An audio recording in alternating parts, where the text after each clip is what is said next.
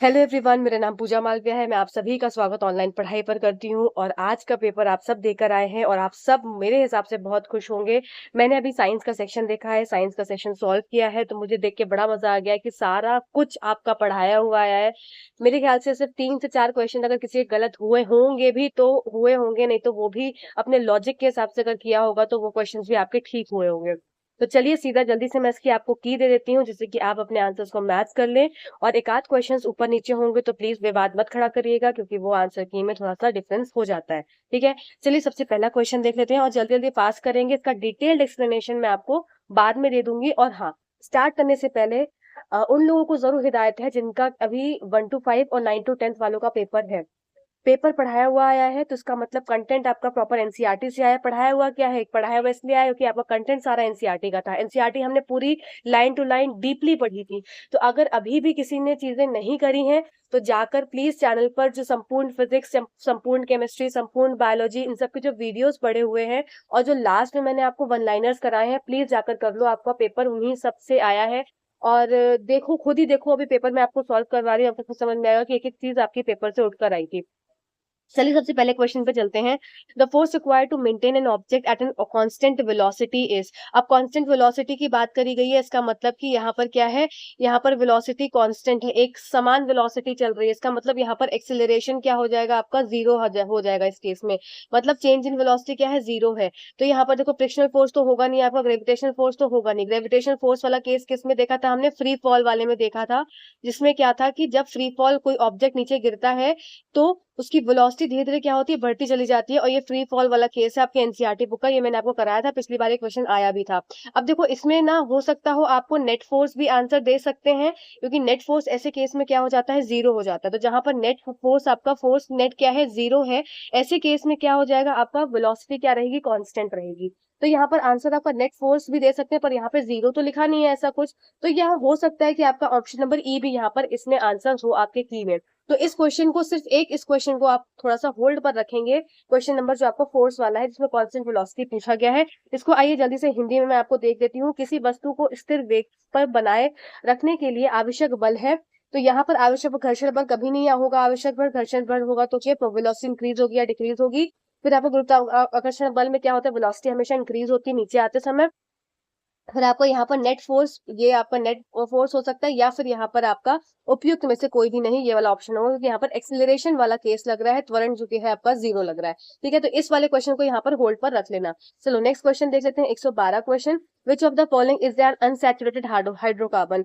ये मैंने आपको कितनी बार मैंने ये कराया है, आपका ये कार्बन एंड इट्स कंपाउंड वाले चैप्टर से, क्लास 10 एनसीईआरटी का केमिस्ट्री वाला टॉपिक है और मैंने इसको कराया है। इसमें अनसैचुरेटेड हाइड्रोकार्बन कौन से हो जाएंगे, डबल बॉन्ड वाले और ट्रिपल बॉन्ड वाले। तो इसमें मीथेन है और एन है, तो वैसे ही कट गया, ये आपके सिंगल बॉन्ड हो गए। ठीक है, अब यहाँ पर आपको एलिमिनेट कर दिया, आपसे पूछा है कौन सा है अनसैचुरेटेड, कौन सा है, तो आपका इथीन वाला हो जाएगा, जिसमें आपका डबल बॉन्ड हो जाएगा। ठीक है, चलो आओ देख लेते हैं 112 वाला हिंदी में। कि निम्नलिखित में से कौन सा असंतृप्त हाइड्रोकार्बन है, तो आपका इथीन हो जाएगा। ये आपका यहाँ पर आंसर हो जाएगा डन, क्योंकि एन एन वाले तो क्या हो जाते हैं, सिंगल बॉन्ड होते हैं। ठीक है, ये आपका ऑप्शन नंबर सी इसमें करेक्ट उत्तर हो जाएगा। चलो नेक्स्ट देख लेते हैं जल्दी से। नेक्स्ट क्या है, स्टडी ऑफ, अच्छा ये 113 क्वेश्चन।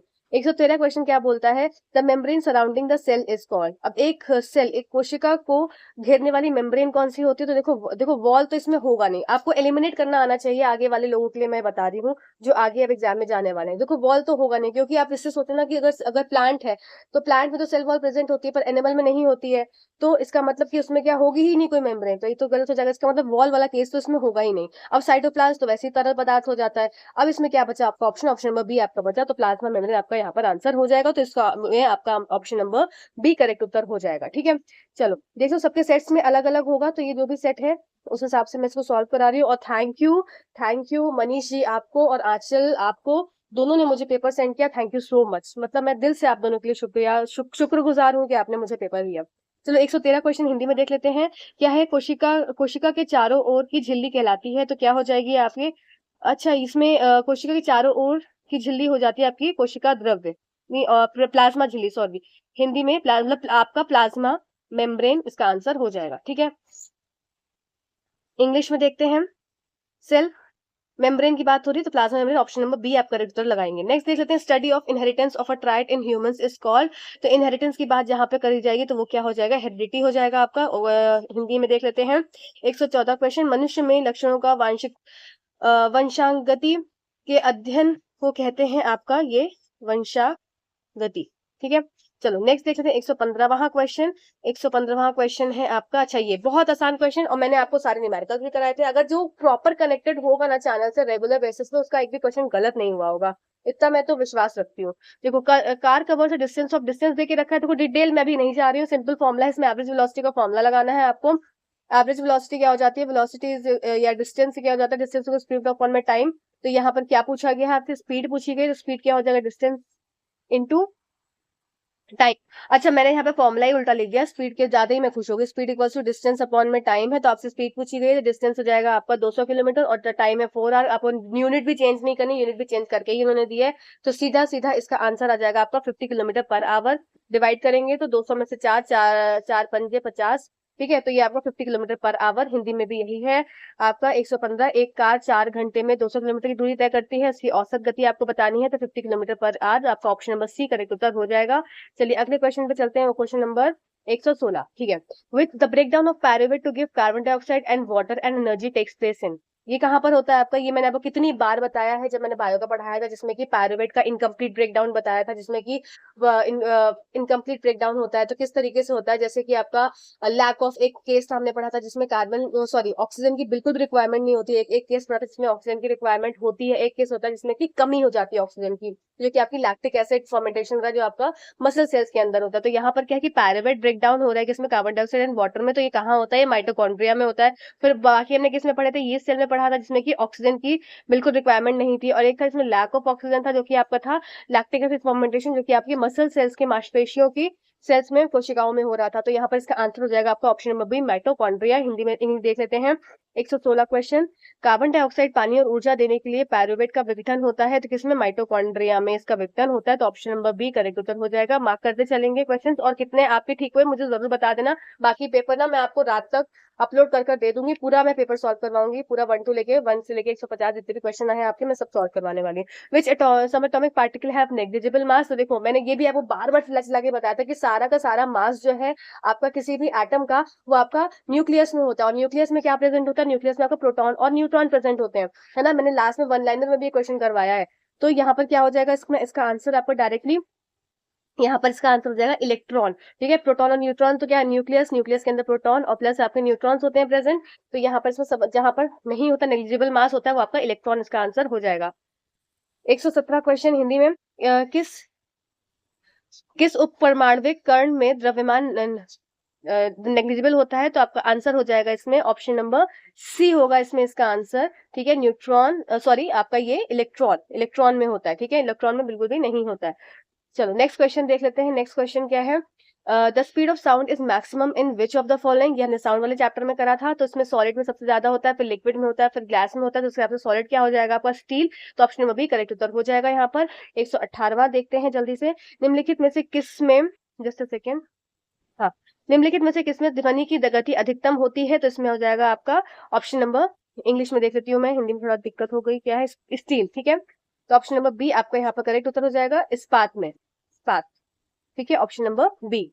चलो नेक्स्ट क्वेश्चन है आपका 118 हो गया, हाँ 118 हो गया। अब 118 15 11 15 16 18, ठीक है, जस्ट सेकेंड, हाँ 119 क्वेश्चन। ये क्वेश्चन रिपीट हो गया, देखो आपका फूड कैंस वाला हमने 10 बार करा और 10 बार रिपीट भी हुआ है। ठीक है ना, इसमें विवाद भी खड़ा हुआ था क्वेश्चन में। Food cans are coated with tin and con not zinc, क्योंकि ये होता है, क्योंकि इसका क्या होता है, ये zinc is more reactive than tin, क्योंकि जिंक क्या होती है, तो इसका डायरेक्ट आंसर क्या हो जाएगा, zinc is more reactive than tin. तो ऑप्शन नंबर आपका बी करेक्ट उत्तर हो जाएगा। चलो हिंदी में देख लेते हैं इस क्वेश्चन को।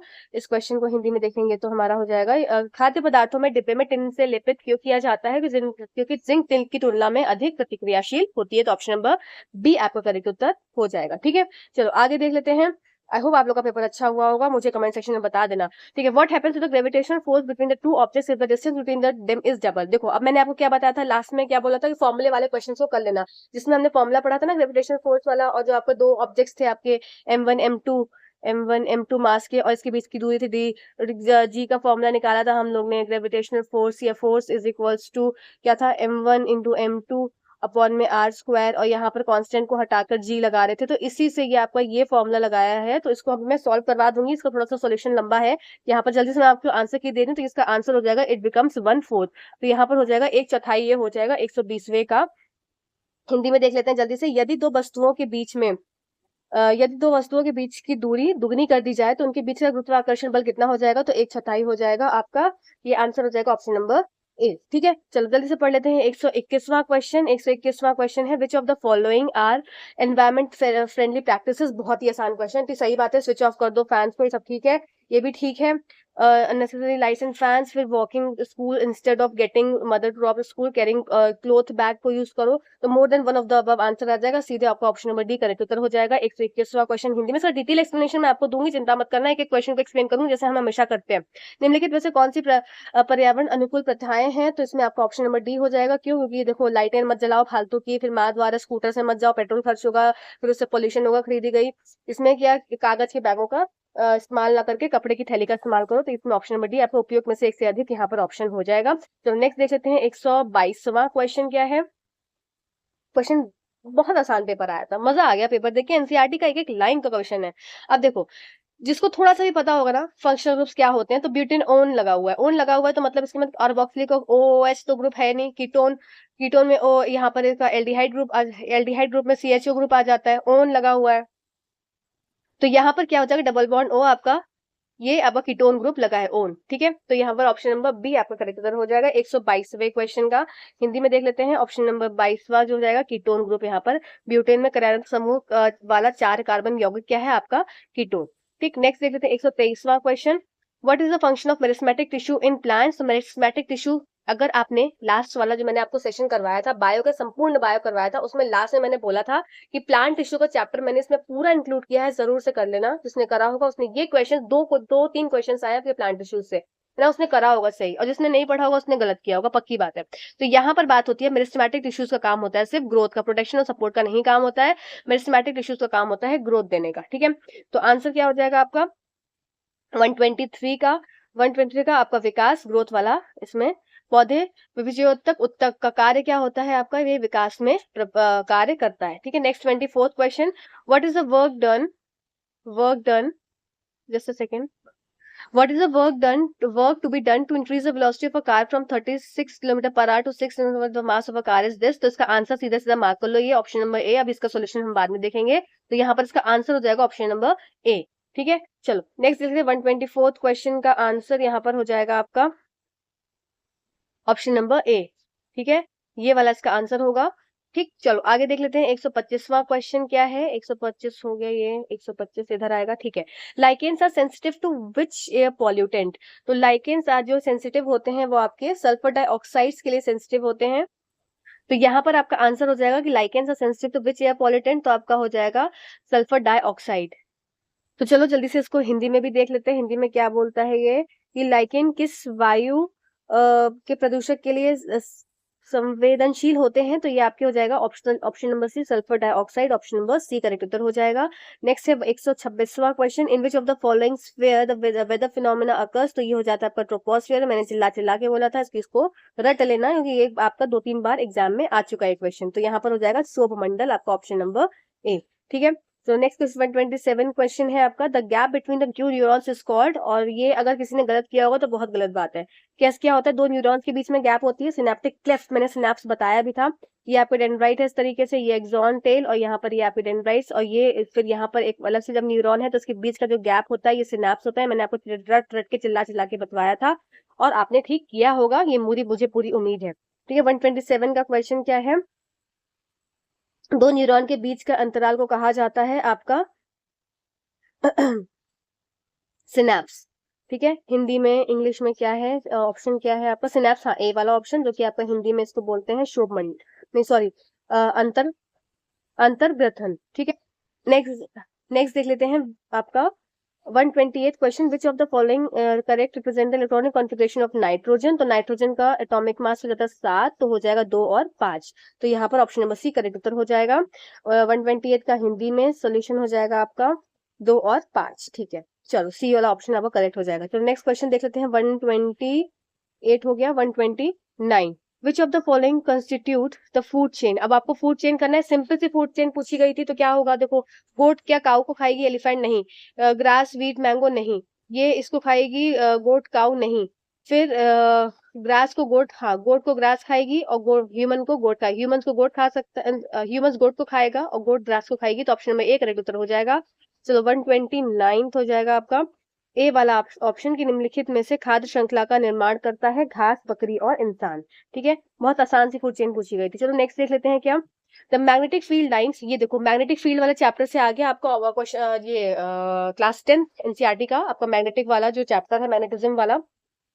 इसमें क्या था कि ये आपका स्ट्रेट कैरिंग करना इस तरह से होता है, तो इसमें यहाँ पर मैग्नेटिक फील्ड लाइंस कुछ इस तरीके से कंसेंट्रिक सर्कल में होती है। जब भी करंट कैरिंग कंडक्टर कैसा होता है, स्ट्रेट करंट कैरिंग कंडक्टर होता है। ठीक है, इस तरह से आपको एक बुक में एग्जाम्पल भी है और मैंने आपको समझाया भी था। तो कंसेंट्रिक सर्कल के हिसाब से आपका यहाँ पर कंसेंट्रिक सर्कल्स बन जाते हैं किसमें, magnetic field lines around straight current carrying conductor में। ठीक है, 130वां का हिंदी में हो जाएगा। अब ऑप्शन क्या हो जाएगा इसका, सी वाला ऑप्शन है। एक सीधे विद्युत धारावाही चालक में चारों ओर चुंबकीय क्षेत्र रेखाएं होती हैं, कैसी, संकेंद्रित वृत्त। ठीक है, concentric circles, option number C correct उत्तर हो जाएगा। ठीक है, नेक्स्ट देख लेते हैं आपका 131वां question. What happens when dilute hydrochloric acid is added to iron filings. बहुत आसान क्वेश्चन है। आयरन फिलिंग्स हो गई आयरन और इसमें हाइड्रोक्लोरिक एसिड डाल रहे हैं तो क्या हो जाएगा, FeCl2 प्लस बनेगा, H2 बनेगा। तो यहाँ पर क्या हो जाएगा, नो रिएक्शन तो गलत हो जाएगा। Hydrogen gas and iron chloride is formed. Chlorine gas तो बनेगी ही नहीं। फिर यहाँ पर ऑप्शन नंबर सी करेक्ट उत्तर हो जाएगा। Hydrogen gas and iron chloride is produced. और ये हमने मेटल एंड नॉन मेटल वाले चैप्टर में किया था और उसको हिंदी में देख लेते हैं। 131वां क्वेश्चन, क्या होगा जब लोहे के भराव के में तनु हाइड्रोक्लोरिक अम्ल मिलाया जाएगा तो हाइड्रोजन गैस और आयरन क्लोराइड का उत्पाद होगा। ऑप्शन नंबर सी करेक्ट उत्तर हो जाएगा। ठीक है, चलो 131वां क्वेश्चन हो गया। अब हमको करना है 132 क्वेश्चन। चलो, the kidney in human, kidney का काम क्या होता है ह्यूमन में, तो ये आपका एक्सक्रीशन का काम होता है सीधा सीधा। ठीक है, 132 को हिंदी में देख लेते हैं। मनुष्य गुर्दे में किसके तंत्र का हिस्सा होता है, मनुष्य में गुर्दे किस तंत्र का हिस्सा होता है, तो आपका ये हो गया मल त्याग का हिस्सा होता है, आपका एक्सक्रीशन का ही हिस्सा होता है। ऑप्शन नंबर ए करेक्ट उत्तर हो जाएगा। नेक्स्ट देख लेते हैं 132 क्वेश्चन है। विच ऑफ द फॉलोइंग, देखो ये पावर का क्वेश्चन पहले भी आया था और पावर का क्वेश्चन फिर से आ गया, तो यहाँ पर क्या हो जाएगा इसका आंसर आपका। तो यहाँ पर क्या है, पहले भी मैंने आपको फॉर्मूले वाले फॉर्मूले वाले क्वेश्चंस करवाए थे और इस बार भी आपने फॉर्मूले वाला लेक्चर जो लेक्चर है वो देखा होगा। तो यहाँ पर क्या हो जाएगा इसका आंसर आपका I²R, ये फॉर्मूला नहीं होता है, बाकी सब फॉर्मूले होते हैं पावर के। तो I²R VI ये सब फॉर्मूले होते हैं पावर के। V²/R एक ये भी फॉर्मूला होता है पावर का। तो ये वाला आपका ऑप्शन नंबर ए करेक्ट उत्तर होगा। ये आप सबने ठीक किया होगा, मुझे पूरी उम्मीद है। 133 क्वेश्चन, I/R² ये फॉर्मूला नहीं होता पावर का। ठीक है, तो ऑप्शन नंबर ए करेक्ट उत्तर हो जाएगा। चलो नेक्स्ट क्वेश्चन देख लेते हैं। 134वां क्वेश्चन है आपका। What is the which of the following is not a characteristic of solid. बहुत आसान क्वेश्चन। तो सॉलिड को डेफिनेट शेप होती है, सही बात है। ये मॉलिक्यूल क्लोजली पैक्ड होते हैं, सही बात है। एबिलिटी टू फ्लो इजिली, ये लिक्विड की बात होती है, तो ये आपका नॉट पूछा गया है, तो यही आपका ऑप्शन नंबर ए करेक्ट उत्तर हो जाएगा। 134वें क्वेश्चन पे हम हैं। निम्नलिखित में से कौन सा ठोस की विशेषता नहीं है, तो आसानी से बह पाने की क्षमता, ऑप्शन नंबर ए। बहुत आसान क्वेश्चन था ये। ठीक है, अब आ जाते हैं 135वें क्वेश्चन पे। The phenomena due to which the sky appears blue, तो ये क्या हो जाती है, स्कैटरिंग ऑफ लाइट की वजह से होती है, तो ऑप्शन नंबर सी करेक्ट उत्तर हो जाएगा। 135वें का आपका प्रकाश का प्रकीर्णन, हमने 10 बार चिल्ला चिल्ला के ये चीजों को रिवाइज किया है और पढ़ा है, तो सबका ठीक होगा, मेरे हिसाब से किसी का भी गलत नहीं होगा। ठीक है, नेक्स्ट बात करें तो ये वाला starting from stationary position Rahul pedals his bicycle to attain a velocity of this. देखो जिसने मेरा वो सेशन देखा होगा जिसमें मैंने न्यूमेरिकल्स भी सॉल्व करवाए हैं, तो उसमें मैंने आपको इस टाइप के क्वेश्चन करवाए थे, वो अगर देखा होगा किसी ने सीरियसली तो ये वाला क्वेश्चन अटेम्प्ट किया होगा। और यहाँ पर इसका आंसर आएगा आपका ऑप्शन नंबर ए, जिसमें कि एक पर आपका त्वरण आएगा, एक्सेलरेशन आएगा 0.2 मीटर पर सेकेंड स्क्वायर, और एक बार आएगा माइनस में, क्योंकि यहाँ पर रिटार्डेशन वाला केस ये हो गया है। ठीक है, तो ये वाला आपका इसका 136 का आंसर आपका ऑप्शन नंबर ए हो जाएगा। बहुत आसान क्वेश्चन था, डायरेक्ट फॉर्मूला बेस्ड क्वेश्चन था। V-U/T आपको लगाना था। ठीक है, तो एक स्थिर स्थिति में शुरू, ये मैं बाद में पढ़ेंगे, तो उसका ऑप्शन नंबर ए करेक्ट उत्तर हो जाएगा। ठीक है, नेक्स्ट क्या है 137, विच of the following statement about permanent tissue is correct. तो परमानेंट टिश्यू देखो, एक वापस से आपका उत्तक वाले चैप्टर से क्वेश्चन आया। They found in young cells, young cells में तो आपके परमानेंट नहीं, आपके तो आपके परमानेंट टिश्यू, तो आपको दो तरह के टिश्यूज होते थे, एक आपका मेरिस्मेटिक टिश्यू और एक परमानेंट टिश्यूज। परमानेंट टिश्यूज आपके जो कि जब मेरिस्मेटिक टिश्यू अपनी एबिलिटी खो देते हैं तब वो परमानेंट में कन्वर्ट हो जाते हैं। तो मेरिस्मेटिक हमेशा यंग प्लांट्स में पाए जाते हैं। तो इसके हिसाब से आप, तो यहाँ पर ये तो तरफ पहला वाला गलत हो गया।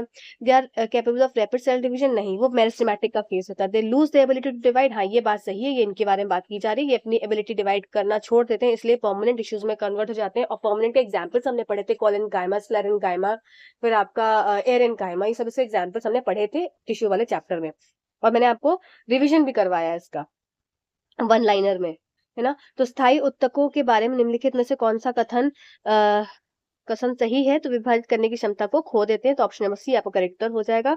138 क्वेश्चन है आपका, इधर है आप, चलो, हाँ। Which of the following is a characteristic property of acid? तो एसिड के अम्ल क्या होता है? इनका they turn blue litmus to red, ठीक बात है।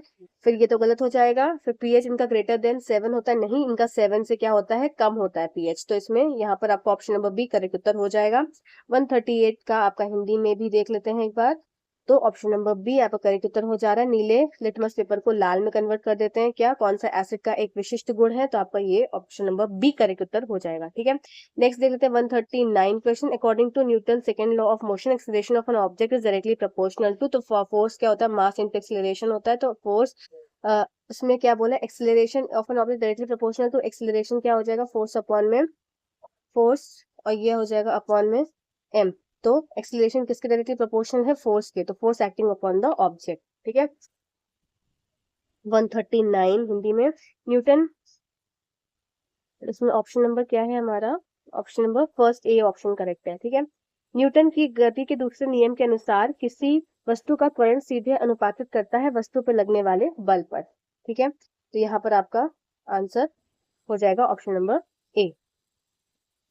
नेक्स्ट क्वेश्चन है, हाँ, इसमें एक और, ये आपका मोर than one of the above वाला केस हो गया ये वाला।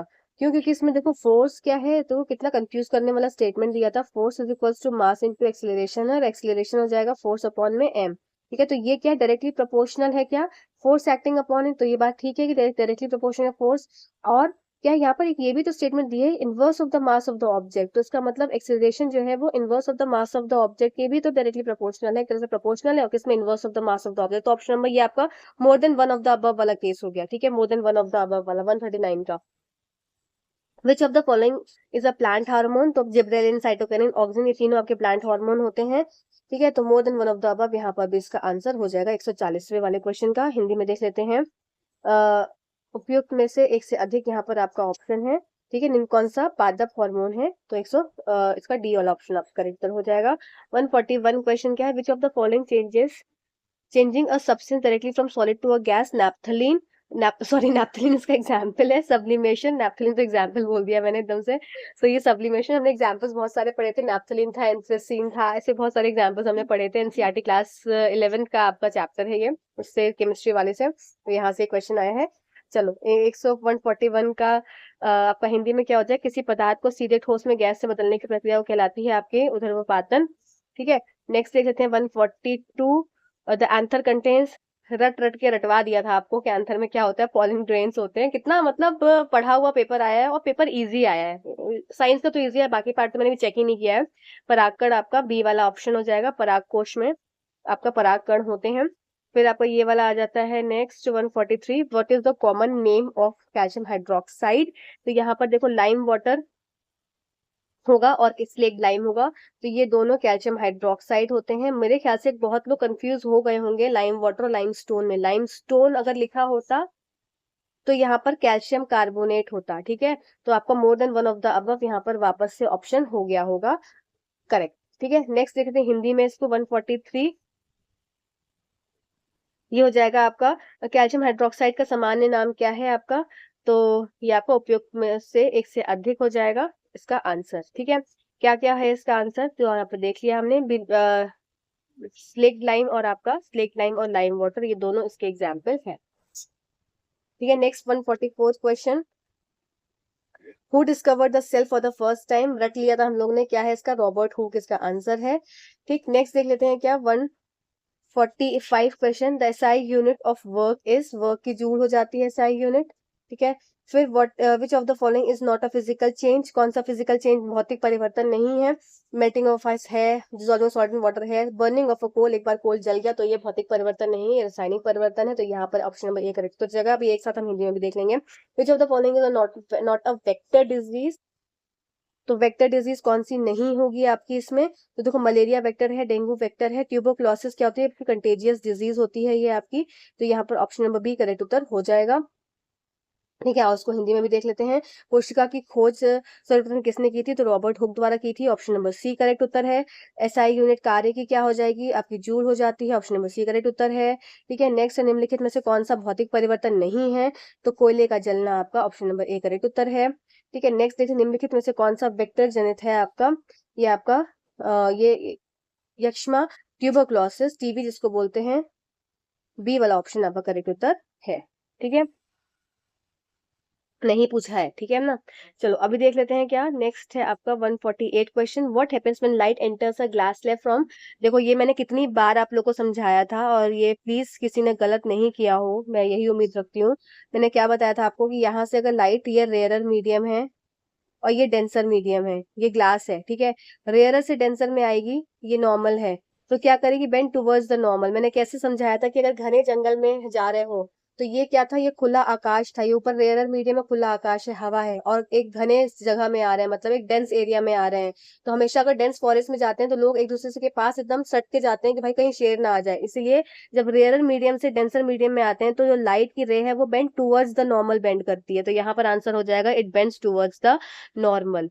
ठीक है, चलो अब देख लेते हैं 148 को हिंदी में भी कि क्या होता है जब प्रकाश हवा से कांच में स्लैब में प्रवेश करता है तो सामान्य की ओर झुकता है। ऑप्शन नंबर सी करेक्ट उत्तर हो जाएगा। ठीक है, नेक्स्ट क्वेश्चन क्या है 149 question. Which of the following method is suitable for preventing an iron pan from rusting, तो ये हो जाएगा आपका अप्लाइंग कोटिंग ऑफ जिंक। ठीक है, पेंट लगाने से कुछ नहीं, पेंट छूट जाएगा फिर जंग लग जाएगी, ग्रीस से भी नहीं, तो यहाँ पर applying of coating of zinc, grease का भी इसमें यहाँ पर कोई काम नहीं है।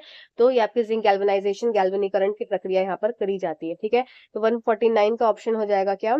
लोहे में फ्राई पैन को जंग से बचाने के लिए क्या किया जाता है? तो आपका जिंक की परत लगाना यहाँ पर इसका सही उत्तर हो जाएगा। ठीक है, ऑप्शन नंबर बी। नेक्स्ट क्या है? Acceleration due to gravity on surface of the earth is approximately 9.8 newton per metre per second. तो 150 का आंसर हो जाएगा आपका ऑप्शन नंबर सी। पृथ्वी की सतह पर गुरुत्वाकर्षण बल, कहाँ गया? Just a second, just a second, just a second, sorry. हाँ, तो पृथ्वी की सतह पर गुरुत्वाकर्षण का कारण त्वरण लगभग कितना होता है आपका? 9.8 metre per second. Option number C correct उत्तर हो जाएगा। तो यहाँ पर ये आपके साइंस के क्वेश्चंस थे जो कि मैंने आपको डिस्कस कर दिए हैं लास्ट के 111 से लेके 150 तक 40 क्वेश्चंस हमने डिस्कस करे हैं। ठीक है, और आपको रात तक मैं सारे क्वेश्चंस डिस्कस कर दूंगी। जनरल पार्ट में जो जनरल साइंस आई वो भी आसान आई है, अभी उसको मुझे थोड़ा सा ऊपर नीचे करना है। ठीक है, थोड़ा सा मैं देख लेती हूँ कहाँ कहाँ क्वेश्चंस क्या है, क्योंकि मैंने जो आंचल के पेपर से भी क्वेश्चंस को सॉल्व किया था तो वो इधर उधर है क्वेश्चंस, तो भी इसमें इस पेपर में देख लेती हूँ जिन्होंने ये पीडीएफ भेजी है मनीष ने। तो इसका मैं आपको सारा सोल्यूशन रात में पूरा कंप्लीट पेपर का एक बार सोल्यूशन दे दूंगी, देख लेना। और पेपर अच्छा हुआ कैसा हुआ, आपको क्या हेल्प मिली, आप जरूर कमेंट सेक्शन में कमेंट करके बता देना।